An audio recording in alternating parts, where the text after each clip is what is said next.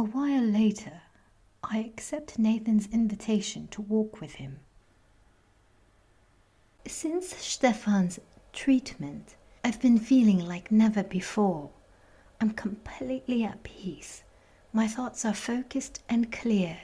They are positive and constructive, and I just can't see any reason to be scared or feel uneasy. I notice that walking next to Nathan makes me feel even more at ease. Of all those around me, I feel understood by him the most. He really seems to know how I'm feeling, as he has already experienced it all 5 years ago. Even then, he seems to be a completely different person than I am. He's much calmer than I know myself to be, and is generally more level-headed. What did Stefan do to me? I ask after walking quietly through the garden for a while. And why can he do such things? He's a little shaman. We recognized it early on as he was especially interested in herbs, energy work, and healing. He can't read yet, but can tell you everything about the plants around you, what they are called, and their healing properties. He's like a small encyclopedia. He has great teachers and has a lot of his mother, Natalie, in him. She also does a lot of work in this direction, and Stefan didn't really show interest for anything else. He quickly became a big help with her work. She can take her child to work with her? That's cool, I say, impressed. Nathan just looks at me, then starts laughing. It's quite funny to see myself from another perspective. Only now do I understand what my 5-year-older self said to me 5 years ago. He said that to me 5 years ago too, he adds, without answering my question.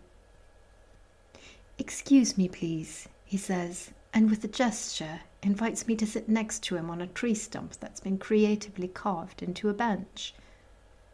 Try to imagine it this way. Everyone is self-employed today. Just that no one has to register a business. Where would they anyway? It's different now. Everyone follows their interests. This is advantageous as you can do something with joy and enthusiasm.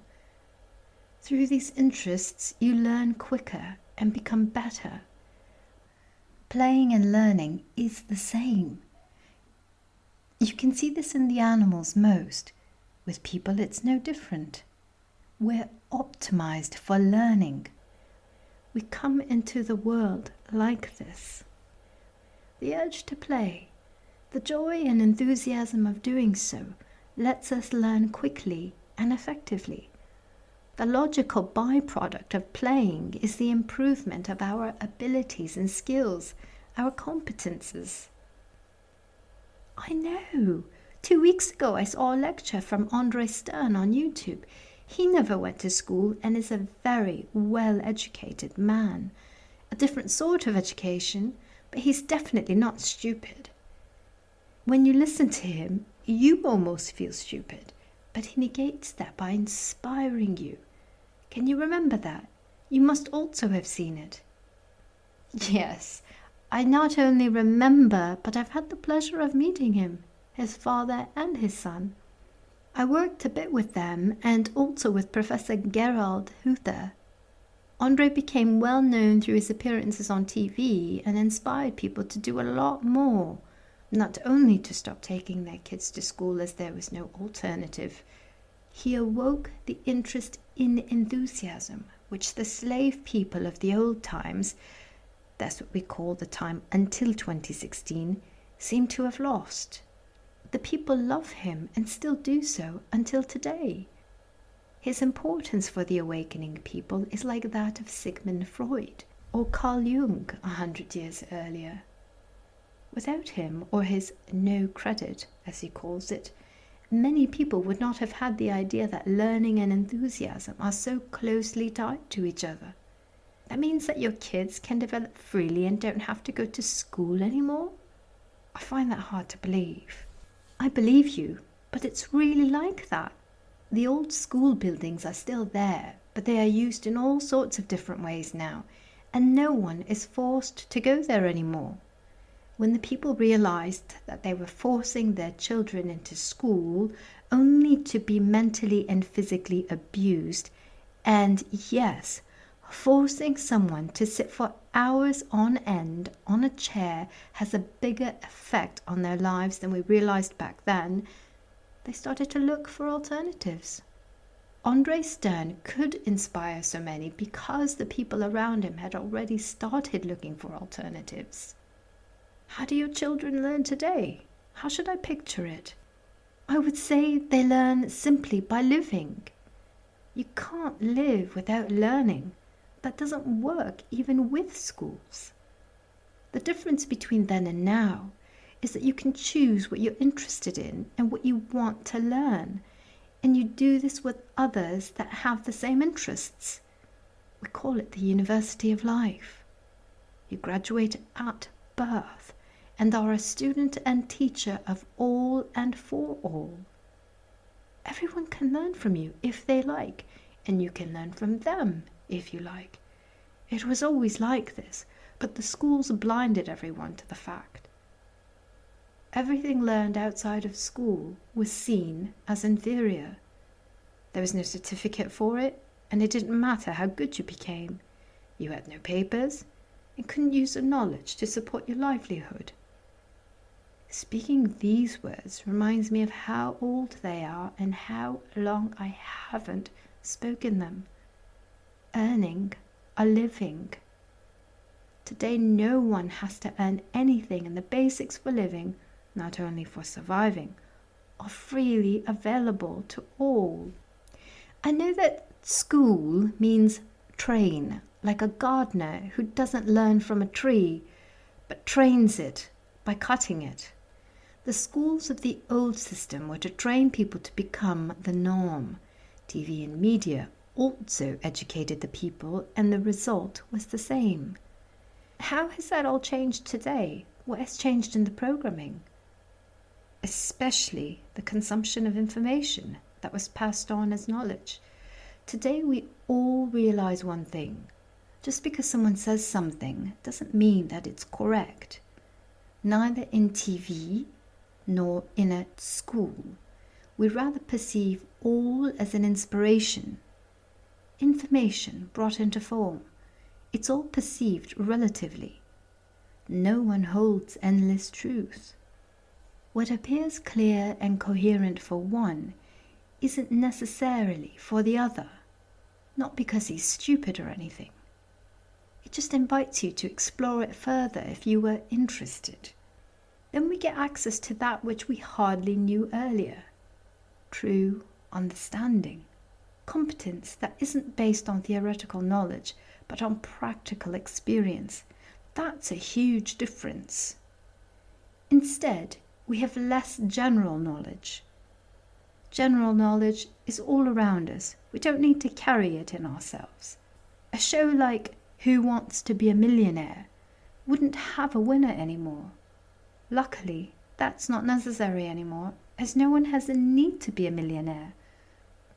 Wealth today is defined completely differently. How? I want to know, not because I can't imagine it, but because I would like to hear someone say it who's already experiencing it, even if that someone is me in 5 years' time.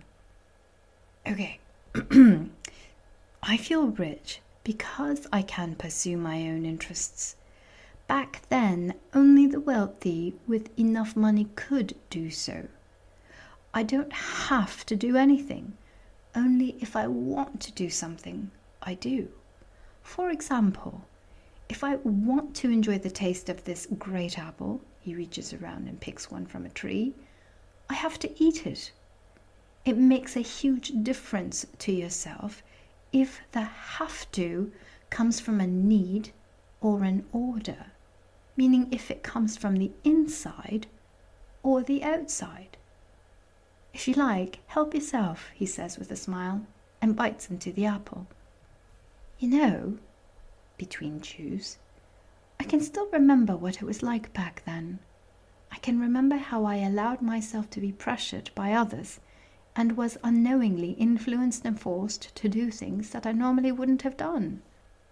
Also, things that I would have liked to do, but didn't do to others. Back then, our noses were so deeply buried in other people's business that the freedom and richness of today simply wasn't possible. It was a vicious circle, as no one could look after themselves. They had the urge to worry about others. The word is chosen well, as it normally developed into a worry of some sort. We felt empty and that the world was against us, and we tried to compensate for this externally. The internal was mystified to death, and no one really had the chance to put their own house in order. Even those who wanted to and did so were bothered by others who interfered with their doings. It was very frustrating. However, as more and more people understood it, they found and helped each other against the external stresses, and so achieved a sort of immunity against them. We sit in silence next to each other, and I think of the stress I've had the last few weeks and months. I permanently had people around me that criticized me and my lifestyle. They had lots of good tips for me, or were really hostile towards me and didn't leave me alone. And all this even though they couldn't manage their own lives. They accused me of things that they had previously told me they found wrong in their own lives. It was so obvious that they were projecting their own weaknesses on me that I should have just ignored them. But since they wouldn't leave me alone, I couldn't get away from them. There were also people there that supported me and told me not to take so much to heart. But in the end, I could only enjoy the perfect day at the beach because I could see the differences. The worst part is that it wasn't even about me, but about Bauki. I got in the crossfire because I sided with him and defended him, so I received the same rejection and treatment. What do you do today if someone tries to tell you what to do? I want to know. For a start, we laugh at them, and then we ask if we can help, or if he wants help. If not, then we simply go somewhere else. What if it's someone at your home and disturbing the peace there? Then we send him away, or just leave him sitting there. We've got the freedom today not to be tied to any place. No one has to stay where there is stress. I must admit, it's easier these days as the unpleasant people are in the minority and are dying out. Even the hard learners have now understood that each person is responsible for their own happiness or unhappiness. Whoever moans about their situation that someone did or didn't do something hasn't understood it at all. Whoever gets angry has really missed the point. He takes another bite and gives the rest of the apple back to the garden.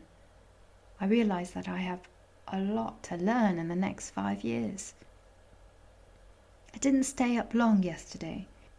We had a great dinner, but didn't speak much about the changes the last years had brought. My head was exploding anyways. I had enough information for one day, and nothing would fit in it anymore. I was in bed early and fell asleep straight away. I was glad to wake up here again this morning, or now, depending on how you see it. The whole thing is very interesting, and I slowly realized what a unique chance this is to have this experience. Since Nathan assured me that I'll be going back sometime, I decided to enjoy every second of it. Dream or not, it doesn't matter. My experience is very real. Later that morning, I'm sitting on the terrace drinking tea, and Bauchi sits with me. "Hey, sleep well?" he asks with a yawn, his eyes still half closed. I guess some things don't ever change. He always was a night person and long sleeper, even if he slept the same amount as others, just later. I keep my average 8 hours a day, 8 hours for the body, 8 for the mind, Innate for the soul, he explained to me 5 years ago. He also explained the hours were relative, as his day was from waking up until he went to sleep. Sometimes that was 48 hours, sometimes only 2. Even then, I still admired him for his high level of balance. Now he's sitting next to me, pouring himself a juice and looking at me. Boy, what a time. I must really restrain myself not to drown you in words. 1,000 thoughts would like to be heard, but, he smiles at me, I still don't want to spoil your fun finding things out on your own. I know you've heard this 4 times already, but it won't be much longer. I know this for a reason, and for this reason, I won't tell you anything yet. I'm keeping to the script and giving you the opportunity to ask questions. As far as I'm able, I'll give you the answers gladly. How long have you known Christina? How long has she been your wife? I start with something personal. Well, that's what she calls herself. I rather see myself as her man. That makes a difference for us. Our relationships today are a bit different than back then. We're not married and not exclusive to each other. And most importantly, we don't belong to each other. With the independence we gained came the awareness that we are all one and are all connected, and we realized that we didn't need another person in our lives to complete our lives, because we all became complete. When we were ready, we found ourselves on another level. There was no reliance anymore as we knew it before. Love is defined differently than before. I explained this to you back in 2010.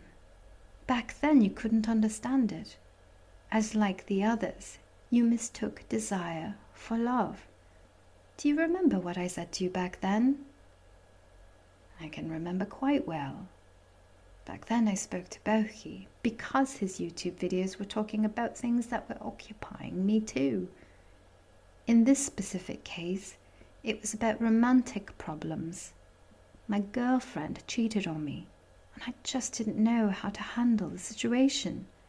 Our relationship wasn't going that well, and her turning to someone else didn't really come as a surprise. Still, I suffered and had suicide thoughts.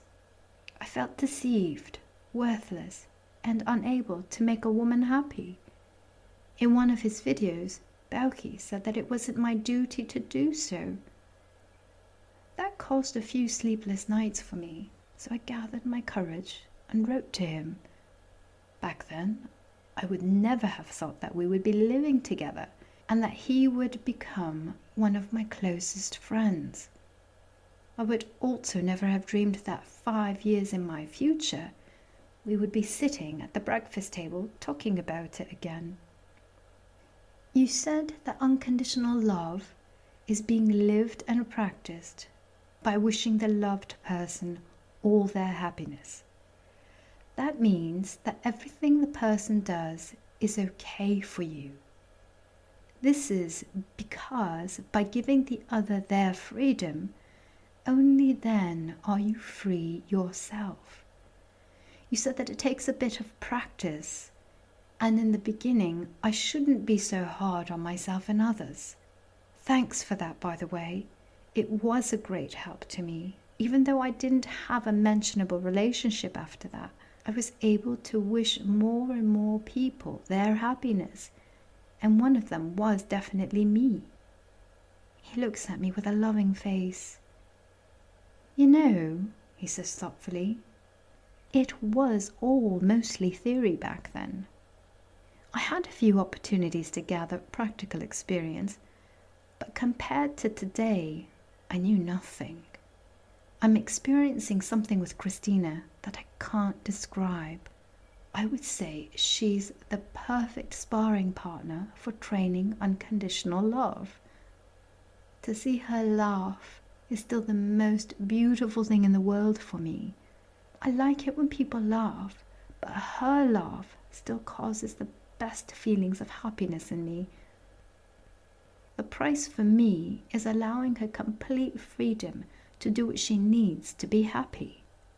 That's a small price for someone that also has the freedom to do anything without worrying about being moaned at or punished. I have other women, but I'm her man. She also has other men, but luckily, she's my woman. The labeling has nothing to do with ownership, but with togetherness.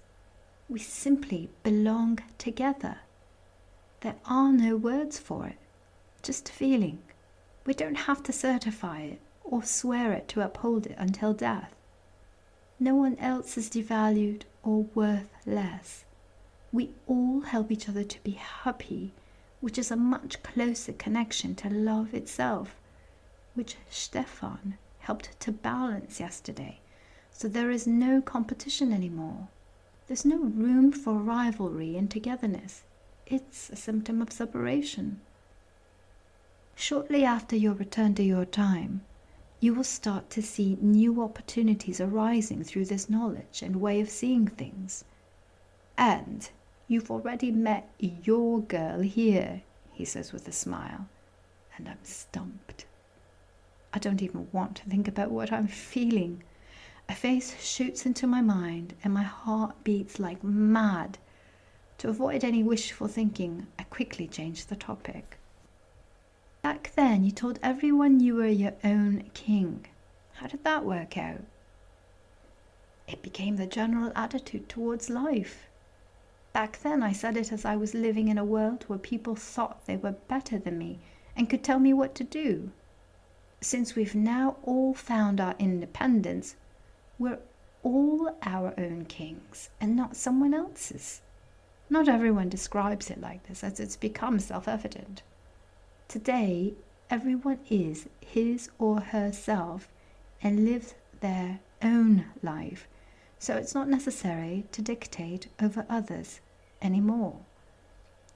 Terranea, our Earth, an alliance of free people, I ponder. Yes, sort of, Berkey laughs. A part of the project back then was to remove the territorial divisions of Mother Earth. It took some time and help from other similar networks, but it had an effect.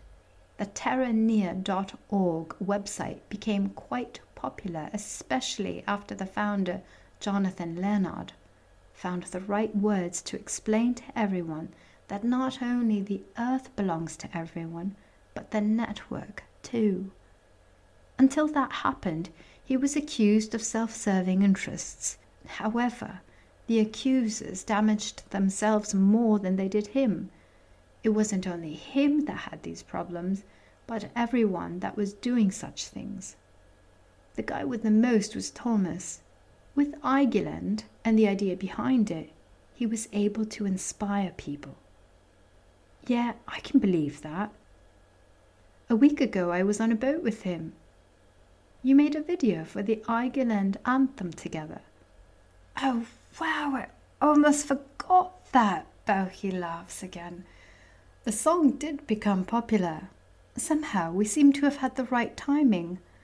Thomas and Katy are on a boat in the Bahamas at the moment, as far as I know. The song is still here, even if we haven't heard or sung it in a while. Do you still know it? He asks. Of course, I say. And he jumps up and fetches a guitar. Let's sing it again. It belongs to the soundtrack of these exciting times. Get up early every day, obey and work my life away, doing as supposed to do, always looking up to you. Thanks, but I don't really care for the frustration everywhere. I'd rather do the best I can to be a humble, happy man. And if you only knew, if you only knew, if you only knew about life's simplicity, if you only knew, if you only knew, if you only knew about life's simplicity, life is great. Life is sweet, life is wonderful, like it's supposed to be. Life is great, life is sweet, life is wonderful, like it's supposed to be. Oh, oh, oh, oh, oh, oh, oh, oh, oh, oh, whoa, whoa, whoa, whoa, whoa, whoa, whoa. Whoa, oh, oh, oh, oh, oh, oh, oh, whoa, whoa, whoa, whoa, whoa, whoa, whoa. Thinking like you tell me to, I feel like I do no good. Prefer to follow Mother Earth, my inner clock, the universe. The sun is shining, I feel free, enjoying life's simplicity. We're all in this together here, a boat that takes us everywhere, takes us to a land of love with singing birds in the skies above. Love everyone or two around, deep within our hearts we're bound. And if you only knew, if you only knew, if you only knew about life's simplicity, if you only knew, if you only knew, if you only knew about life's simplicity. Life is great, life is sweet, life is wonderful, like it's supposed to be. Life is great, life is sweet, life is wonderful, like it's supposed to be.